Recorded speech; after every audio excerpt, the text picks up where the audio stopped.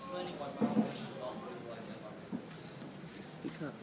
Now, my previous speaker stated the medical downsides of consuming marijuana. I will continue that point and state how the symptoms of marijuana, even when not overdosed, can be very apparent. Symptoms such as sweating, nausea, agitation, and increased heart rate. The latter is especially dangerous in people who already have weak hearts. It can lead to a heart attack or stroke. These can be heightened when smoking or consuming marijuana. And one does not need to overdose to have these symptoms. One can have it simply from consumption of as little as 10 milligrams of cannabis. And as the proposition stated, there are diseases such as the Dravet syndrome, which can be treated with marijuana, but they can also be treated with phenytoin and carbamazepine.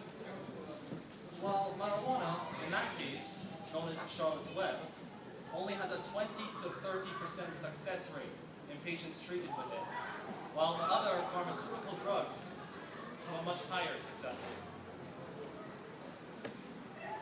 My colleague also stated how it would be detrimental to the workforce, and that was the tip of the aspect of what he said.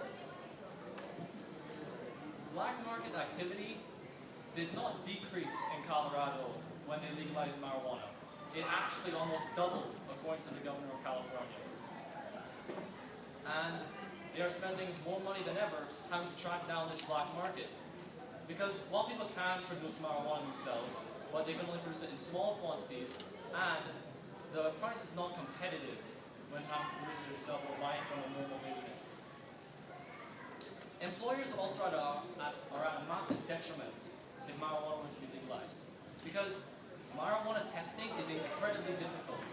One can either do a blood test, which is incredibly expensive and cannot be done to an entire workforce of employees for a reasonable sum, or a urine test, which is highly inaccurate as the urine test is not a test for TCH, which is the active ingredient that causes the high.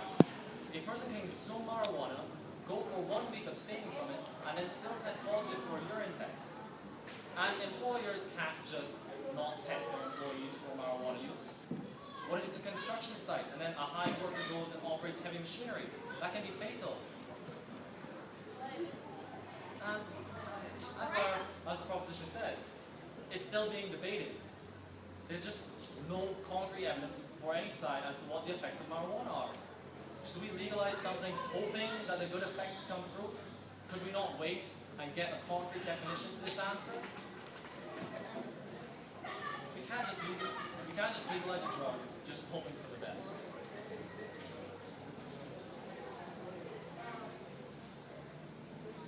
I rest my case.